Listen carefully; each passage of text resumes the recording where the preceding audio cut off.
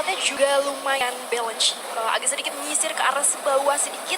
Dan sudah banyak tim yang turun juga di arah Bullseye. Di sini udah ada Louvre yang gua rasa itu bakal setelah next rotasinya bakal bertemu juga sama teman-teman dari Rebellion yang baru kita shout out. Di sisi lain ada EVOS yang secara konstan tadi baru aja dibahas dia bakal turun bener aja di arah Observatory juga. Pilotnya lagi baik ya, Pilotnya lagi baik. Di sini ternyata observatorinya benar-benar diturunkan oleh EVOS, tapi nggak ada aura. Auranya jauh banget di factory. Ya. Kan dia bilang kata ya di observatory biarinlah si EVOS bertandingnya sama siapa. Gue sebut aja ya. Di sisi lain di arah Sentosa juga bakal ada dua tim nih. Ada IOG sama dengan DG juga. So far sebenarnya belum ada yang bersikut-sikutan ya.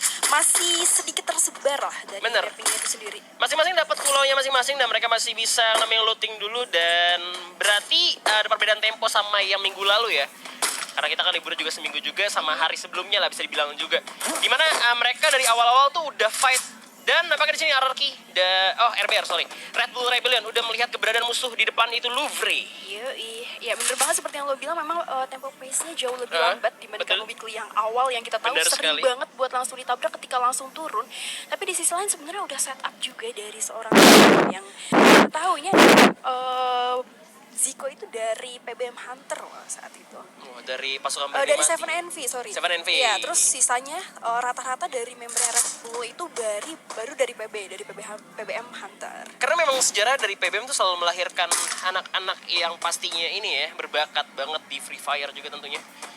Dan apakah memang belum ada pertarungan sampai sejauh ini, masih looting aja dan melihat di sini Bigetron Beat yang bakal naik ke arah atas Riverside di mana ada Aero Black. Yang dimana dia tinggal sendirian dong? Iya, dia sendirian di sini yang menariknya juga, dan gue belum tahu apakah secara research masih miskin banget, bahkan cuma dapat sebuah scar juga, istilahnya cuma baru bersama dengan helmet, belum ada vest sama sekali di hadapannya depan.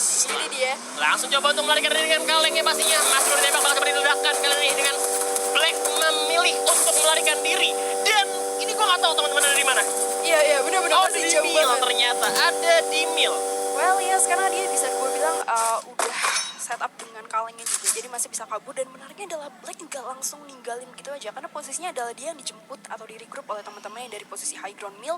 Terus dia bakal nunggu memang satu squad yang tadi Bigetron Beat dari arah posisi lower ground yang maybe bakal ngejar satu orang yang tadi mungkin bagi mereka tuh terpisah gitu. Yes, dan untungnya juga Black tadi nggak keculik ya.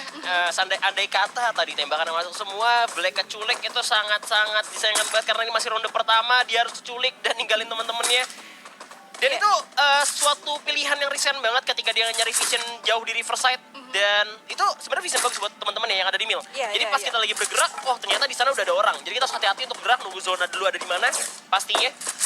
Ya, jadi menarik adalah ternyata Louvre ya di sisi lain yang tadi memang sebenarnya headline-nya terhadap terhadap Rebellion. Udah kita lihat di sini karena ada fight yang udah pecah di arah Mars Elect juga. Seorang Getty langsung jump shot ke arah sedikit. Jadi satu orang harus knock juga bersama dengan Alma Esport di arah depan. Benar, dan Bos Nightmare tanpa kita sadar harus tumbang oleh Arki kali ini. Gue gak tau di mana, tapi tidak ada Arki turun, ada di CPR, tapi di sini juga masih ada Aura yang lagi perang bersama tim Dunia Games. Di mana Rahmat bakal untuk berlari, Deadly bakal untuk ngejar kali ini. Amnek berhasil makan comel, langsung dipulangkan ke lobby. Masih Rahmat, will be next target, bakal dikejar. Coba sembunyi, tapi kayaknya gak bisa kemana-mana. Ada gue sobat, Rahmat, tapi harus disini. Jadi ini akhir dari Dunia Games. Dan DG Urtenal harus menerima puasan di posisi ke-11. Yes, dan dia bisa Aura Esport yang memang dari kemarin sangat membara. Ngomong-ngomong tentang Aura juga nih, kalau misalnya kita ngomongin tentang Day 1 sama Day 2 yang basically jadi pilihan ya untuk para survivor juga yang bakal menjuarai atau buyah di hari tersebut, Aura masih merajai juga untuk hari ketiga kali ini. Dan bener aja di mana masih bisa gue bilang pace awal, masih zona-zona 1 juga, dan yang belum bergerak di sini dia udah ngetinggal satu squad DG Eternal harus tumbang di awal-awal. Yes, dan ini yang berbahaya banget karena ketika Aura udah dapetin temponya di awal-awal game, gue rasa bakal nular ke ronde-ronde berikutnya. Betul. Biasanya kalau misalnya udah dapet posisi PD lah ya, PD yang udah dibangun dari game pertama, nextnya itu bakal jauh lebih jadi mental boosting juga. Nah itulah pentingnya kenapa mungkin banyak orang yang bilang ronde 1 kita coba-coba dulu ya, tapi ada juga yang bilang ronde 1 itu kita coba bangun mental dulu. Bisa, setuju banget. Dan gue setuju banget kali ini juga ada RRQ yang coba melarikan diri, karena di belakangnya itu kalau misalkan ungu berarti Aerowolf sih kalau nggak salah ya, atau RBR. Tapi ini RRQ memilih untuk mundur. Ternyata waktu dia lagi fight sama bos, dia kehilangan Pac-Man. Iya, kehilangan satu orang di sini. nih. Tapi walaupun nggak cuma itu aja, di trading dengan 4 poin eliminasi sih terhadap teman-teman dari Hades. Iya. Dan so far juga masih bertiga, udah ada 2 kali yang di set up nih, dan harusnya sih cuan-cuan aja ya. Kalau kita bandingin sama let's say DG Eternal yang harus tusun gitu di posisi ke-11 juga. Gue setuju juga karena mereka juga pasti masih bisa save placement poinnya karena masih bertiga dan memilih untuk play defensif dibanding lebih agresif ketika mereka punya 4 orang sekaligus. Tapi kali ini mereka udah ngamanin rumah labirin. Kita bakal berpindah dulu ke arah Louvre yang bakal bergerak ke arah Clock Tower. Di sana juga udah ada musuh dari Bigetron Beat yang sudah menepi di arah Clock Tower. Gua rasa Bigetron memang rotasi cepet banget ya. Mereka ke pulau satunya, lalu ke pulau sekarang ke Clock Tower, dan mereka langsung pastinya udah sadar kalau misalnya Clock Tower tuh udah di looting karena tadi udah ada tim juga yang turun di sana dan Louvre-nya ini ada di bawah lower ground yang dimana sebenarnya disadvantage untuk tim Louvre. Kalau kita bandingin sebenarnya Bigetron dari season sebelumnya ya sama season sekarang, gue rasa ini adalah roster paling kuatnya Bigetron Beat dengan dimasukkan seorang Maybe juga di posisi support dari GGWP. Di sisi lain ada Gare juga yang dulunya adalah kapten juga di posisi Star 8 ya. Dengan masuknya 2 member tersebut untuk melengkapi roster dari Bigetron. Kemarin kita lihat beberapa kali Buya juga secara standing gak terlalu ada di posisi bottom table. So ini bener-bener bisa gue bilang apa ya, sebuah kesempatan yang manis setelah akhirnya banyak banget transisi player dari seluruh tim sebenarnya. Benar, gue setuju. Dan memang tadi juga sempat disebutin juga di mana ada roster baru itu memang chemistry sih nggak bakal ini ya, nggak bakal bohong ya. Namanya chemistry itu meskipun ada yang baru gitu yang bagus-bagus, tapi kalau misalkan ada tim lama yang selama ini tuh satu tim terus tuh chemistry-nya bakal lebih kebentuk sih kalau menurut gue. Iya, di sisi lain juga memang bersama dengan Louvre yang baru aja ganti literally seluruhnya, dimana memang kita juga baru tahu ini adalah bisa jadi perang mantan nih karena Oh iya, ada J. J yang kita tahu sebagai dulunya waktu di BGL juga sebagai kapten ya di posisinya, dan sekarang sempat masuk ke tim Elvo, sekarang udah jadi bagian tim Louvre. Kalau misalnya mereka ketemu terus mereka sadar, oh ini tim Bigetron, oke mantan gue. Tapi nampaknya kita bakal berpindah dulu ke arah Island of Gods di mana Beyond berhasil diselamatkan. Nampaknya kali ini di depan udah ada tim Onyx Ares yang sudah coba untuk dipantau oleh Lord dengan XM8-nya. Coba untuk memantau sneaky naik ke atas high ground terlebih dahulu memanfaatkan patahan yang ada kali, tapi sekarang RST berhasil ke arah seorang Ace dengan angganya. Dan tapi kali ini Lord masih belum bisa memberikan damage ke arah musuh, di mana jembatan terlalu terbuka juga pastinya posisinya untuk IOG bisa free hit banget. Untuk tim Onyx Ares di mana mereka nembak dari open field, tapi ini jembatan yang benar-benar obstacle tuh jarang banget. Ya, tapi yang menarik adalah Hen juga tadi masih bisa selamat. Di sisi lain Beyond juga yang tadi sebenarnya udah cukup low, tapi masih bisa gulung-gulung medical kit lagi untuk regroup lagi. Cuman itu jadi perhatian karena kalau gue lihat tadi member IOG udah masih sedikit ya secara research, dimana medicalnya aja baru 4, bahkan beberapa juga belum punya fast. Jadi lo udah ngebuang research di awal-awal walaupun akhirnya nggak tumbang, itu bisa jadi disaster juga untuk next menuju ke middle game-nya. Iya, dan kalau misalnya kita lihat di sini di bagian hierarki, mereka udah set up ada landmine juga di sana, tapi ada mobil parkir sebenarnya juga kelihatan ya. Ada mobil parkir juga ketahuan di sana. Hierarki memilih untuk defense karena tinggal 3 orang doang, tapi kita bakal berpindah dulu untuk sementara karena ada DG Esports. Di mana saudaranya DG Eternal sudah tumbang, tapi kita ada Red Bull Rebellion. Nah, ini yang menariknya. Yang ngetumbangin itu kan siapa tadi? Red Bull ya, bener ya? Yang numbangin Aura. Aura. Ya, gue pikir tadinya dia ya. Balas Tapi di dendam sisi ya. lain, iya. Kan ternyata berhasil dikenok lagi oleh Aero. Masih ada perang juga di antara DG Esports bersama dengan Red Bull. Cuman beda lantai bawah sama lantai atas juga. Yes, udah dengan kar 98 dan kita bakal bakal disergap kali ini. Tim DG udah masuk di rumah. Tim Red Bull Rebellion bakal kedatangan tamu juga nampaknya. Tapi nampaknya kali ini Jafra juga masih menahan snapnya. Naik ke atas tangga. J-nya coba untuk menyergap dari atas. Berbahaya untuk tim DG kalau misalkan mereka masuk karena 1887 kali ini dipegang oleh J. Yap, dan yang menariknya adalah di sini Han, karena RRQ itu udah mulai setup juga. Kalau sampai mereka pecah antara Red Bullion sampai dengan DG Esports, ini bisa jadi sampahan juga untuk teman-teman dari RRQ. Kayak dia tinggal nunggu aja pepecahan perang yang udah dibuka di sini dan langsung di open aja sedikit, masih ditarik ulur oleh Ace dan masuk ke rumah sedikit. Masih coba takut-takutin aja sih. Belum dibuka bener-bener pecah dari kedua tim tersebut. Benar, tim DG di sini masih nyari-nyari landmine juga, pastinya takut ada landmine dari Red Bull Rebellion, tapi berbahaya banget untuk mereka keras karena Z posisinya udah megang shotgun 1887. Dimana double barrel ini sakit banget, apalagi mereka dia menang posisi di atas tangga juga pastinya. Dan kalau misalnya terlalu lama, DG juga berbahaya kalau misalnya dia moving ke arah rumah labirin. Udah ada Rex Regum Keon di sana. Jadi ini benar-benar mau nggak mau harus di finishing dulu deh sih, dan lihat siapa yang jauh lebih tangguh. Tapi walaupun mereka akhirnya hasil nge-teamwork satu squad di sini, research mereka udah berkurang buat fight 1v1 terhadap RRQ. Tapi Han, udah bakal ada yang berdarah-darah ya di posisi bawah juga. Itu RRQ nembak. RRQ udah nembak ke arah sini, berarti DG udah sadar di sana udah ada RRQ. Dan gua rasa keputusan yang paling tepat adalah mereka itu gak bisa.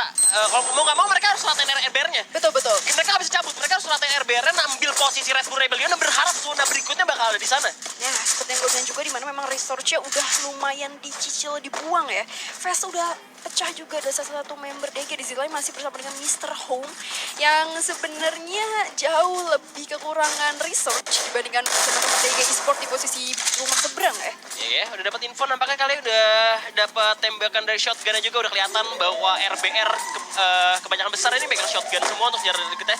Zika megang Thompson, Thompson maksud gua megang untuk senjata dekatnya SMG dan DG masih belum mau untuk masuk karena terlalu berbahaya. Tapi sementara itu, Clock Tower ada 3 tim yang sudah berkumpul nampaknya kali bakal reunian. Udah ada airdrops juga, bakal coba diambil. Coba ngambil ini ya, pelontar. Iya, ngomong tentang airdrop, sebenarnya mungkin kemarin gak ada yang nge ya dari posisi caster, tapi ternyata ada yang mati ketika airdrop. Ada ya, Iya. ada.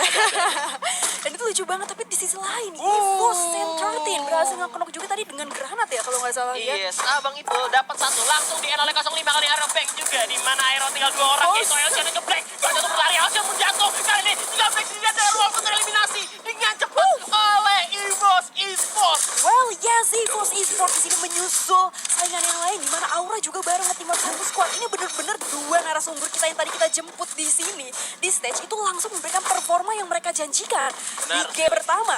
Di sisi lain juga ada Ice ya, yang tadi berhasil memberikan fire terhadap Onyx. Disusul juga 3 orang dari Onyx harus dikenok begitu aja oleh IoT. Ini dia pertempuran jarak jauh ada bahkan dari serangan jaya dijauhkan menjatuhkan untuk main dari IOG dan langsung diselamatkan. Ice dan Laut sendiri masih berusaha untuk memberikan damage ke depan tapi Beyond coba untuk mendapatkan posisi yang nge-flanking dari sisi yang lain. Lumayan itu damage-nya ya. Aduh, IOG-nya digigit oleh zona. Kalian harus berlari terlebih dahulu di mana mereka udah pakai inhaler dan juga pasti medkit-nya. Coba untuk berlari masuk dalam zona di mana Onyx kali ini lebih diuntungkan. Kenapa? Karena dia udah di dalam zona duluan. Iya, tapi di sisi lain sebenarnya kalau misalnya mereka nggak sadar, karena orang itu tersisa 2 orang aja. Di sisi lain sebenarnya IOG juga masih lengkap nih, 4 orang sekaligus, 1 squad. Dan kalau kita lihat juga di minimapnya, ini pecah banget karena zonanya udah ketarik lagi, Han. Yang itu dia Lau sekarang bakal ditembak dari depan oleh seorang Lau. Kali ini seorang Lau sendiri bakal maju tapi dapat 1 orang. Dan ternyata Onyx Lau coba untuk dapat point kill. Di mana mereka masih coba untuk mendapatkan pundi-pundi poin di saat mereka terpojok tapi Beyond gak bisa diselamatkan. Tinggal Rules God dan juga Hand Wow. ST sendiri berdua kali ini. 2 versus 2 nih, karena posisinya satu. memang, Onyxnya udah tumbang Tinggal satu ya satu tadi ya. doang. Benar-benar bersama dengan seorang Lau juga. Tinggal Lau yang bukan Lau Jin pasti bakal coba dimajuin sama Good kali ini. Rule si abang Rule bakal coba untuk menyiapkan pasti coba untuk mengikis luar terlebih dahulu dari kiri juga tembakan di mana Hand ST terlalu jauh bakal coba dia tembakin kali ini. Lau yang masih diblokkan bakal tembakin dengan SMB-nya tapi ternyata Onyx Ares berhasil di backup oleh Hand dan Rule masih bisa selamatkan tapi sisi lain ada RBR yang berhasil menumbangkan tim Dunia Games. Tinggal 7 tim tersisa, 25 orang yang masih hidup.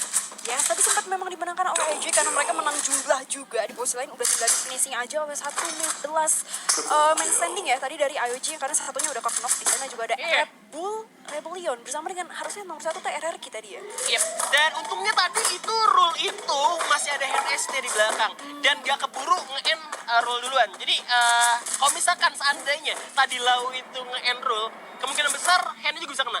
Iya, tapi kita bergeser dulu nih di daerah Clock Tower, Han. Karena lumayan rame ya, ada 3 squad yang masih nahan, masih standing alone aja. Di sisi lain juga ada 1 squad lagi yang masih bergeseran, nomor 9 di situ. Di perujungan zona, udah mulai masuk sih ke arah zona selanjutnya di center of the map Clock of Tower juga. Ini salah satu zona yang gak gue suka ya, dimana endgame-nya zonanya itu bakal ada di Clock Tower, dimana itu datarannya bener-bener enak banget, lu bisa di kolong. Iya, bisa di atas juga. Bisa di atas juga, bahkan bisa sama sekali kayak adu medkit aja gitu, karena memang zonanya ini bakal ada high ground low ground yang bener-bener banyak banget. Nah, gue pernah dapet skenario juga ketika Hulk di sini karena udah ada fan yang dibuka oleh seorang stream. Ada musuh bebuyutannya Aura Esport di arah depan juga, tapi masih bisa didekoi sedikit karena masih ada double duo di situ di arah bawah dan langsung naik aja ke arah tower kali ini. Yes, di mana tim Aura agak sulit untuk masuk dalam zona kali ini. Bakal coba menyiapkan dirinya di atas tower dan zona masih bisa nutup lagi. Ini masih 50 detik, tapi ternyata ada rules yang harus terknockdown oleh zona. Berarti tinggal hand sendirian. Dan di sisi lain juga ternyata Island of God berhasil dipukul rata oleh zona ternyata. Berhasilnya sama zona ya. Iya, berhasil dipukul rata Iya. oleh zona ya kan. Daripada mengasih poin eliminasi ke tim lain gitu kan, meninggikan posisi standing juga. Tapi oke, Iya. kita balik lagi di sini di mana Aura Esport yang posisinya memang lebih open field dibanding EVOS yang udah ada di bawah juga, dan ada Deadly yang cuma bergantung terhadap 1 poin juga. Tapi walaupun begitu ya, Deadly udah siap nih disupport sama 3 orang lainnya ada di posisi tower gitu. Deadly tuh salah satu pemain kalau sejarahnya dia tuh pinter banget untuk survive sampai akhir ya. Iya, Oke, kalau misalnya waktu walaupun dia singgah sendirian, tapi Deadly itu pinter banget buat nyari celah masuk lewat mana dia bisa ngamen placement poinnya. Dan tapi kali ini udah ada beberapa tim juga masuk dalam zona, udah mengamankan clock tower terlebih dahulu, tapi Aura masih ada di luar. Araki berhasil dibakar EVOS 2 orang, misalnya kali pada Kenzo berhasil dijatuhkan, tinggal Sam13 dan juga Straight yang masih berdiri tegak di mana Kader dan orang Sam13 tukeran trading kill aja. Dia harus diselamatkan lagi, ada gol dipasang oleh Sam13 dengan shotgunnya, bakal sudah bersatu lagi jalan Captain terkuat apakah bakal dijatuhkan, berhasil berhasil diselamatkan. Ada Kader Ochansu ternyata yang berhasil dipulangkan di mana Araki ternyata pun harus tumbang karena ada Bigetron yang ikut-ikutan perang di sana. Ya, sniper Bigetron kalau kita lihat di sini nyampahin. Di sisi lain juga masih bersama dengan EVOS yang langsung kena ledakan di situ Sam13, dan masih ada Mr. Home juga yang harus terknop di sini, dan Aura juga harus tereliminasi. Dan di sisi Kelvin yang berusaha untuk backstep dari belakang dan ternyata masih harus tumbang oleh 1 member EVOS lagi. RBR datang di satu tempat dengan pelontar masih bisa menyelamatkan teman, dan Aura juga masuk dalam zona. Kali ini belakang masih ada musuh di mana RBR pun terjatuh. Kali ini langsung Louvre Sheila berhasil membakar Zico, masih bisa ditenggang dari Zay. Kali ini masih bisa diselamatkan, masih bisa mencari posisi karena Louvre-nya masih ada di luar zona bersama RBR, di mana Aura malah mendapatkan advantage masuk ke dalam zona seorang Amek sendirian. Tapi nggak berhenti sampai situ aja karena Kelvin masih berusaha untuk memberikan output damage yang sangat tinggi. Jump shot juga udah dilakukan, tapi ternyata seorang Kelvin harus gugur dan dia sebagai the end for Red Bull Leon. Yap, tinggal 3 tim tersisa. Bigetron Pit, Aura yang tinggal sendirian.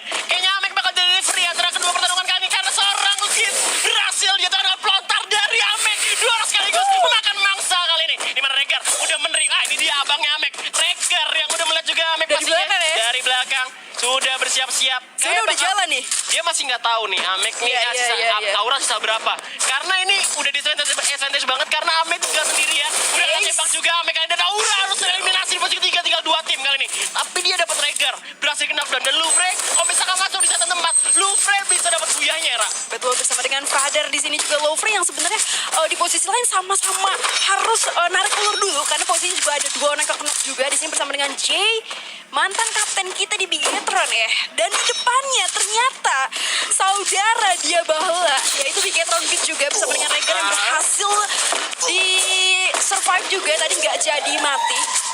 Dan kali ini udah menunggu zonanya bakal menutup untuk yang terakhir kalinya, zona terakhir.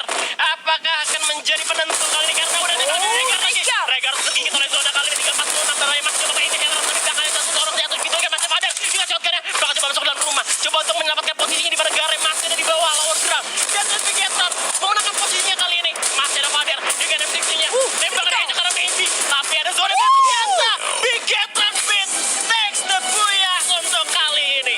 Wow, Bigetron Beat. Ini benar-benar anak-anak unggulan yang kita tahu secara playernya juga masih pada muda ya.